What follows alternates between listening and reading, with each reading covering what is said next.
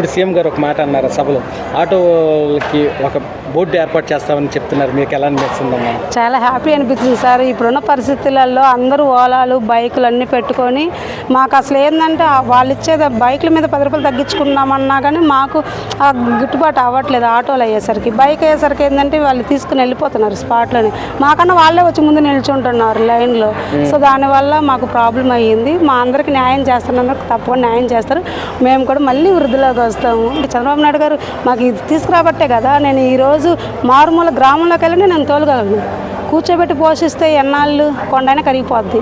కానీ అదే పని చూపించి దారి నడిపిస్తే ఈ ఊరు కాకపోతే విజయవాడ కాకపోతే గుంటూరు కాకపోతే మా కనిగిరి వెళ్ళిపోతాను. నేను ఎక్కడికి వెళ్ళినా బతకగలిగిన ధైర్యం వచ్చిందా లేదా? రేపటి రోజున పరిస్థితి ఈ రోజుకి బాగున్నా రేపటి రోజు నా జీవితంలో ఏదైనా విషాదం జరిగినా సరే నాకు ఇదంటూ ఒక ఆధారం ఇచ్చారా లేదా? లైఫ్ టైం నేను నా పిల్లల్ని హ్యాపీగా ఉండొచ్చా లేదా? ఒకరి మీద కాళ్ళ మీద ఆధారపడకుండా. అది చంద్రబాబు నాయుడు అంటే.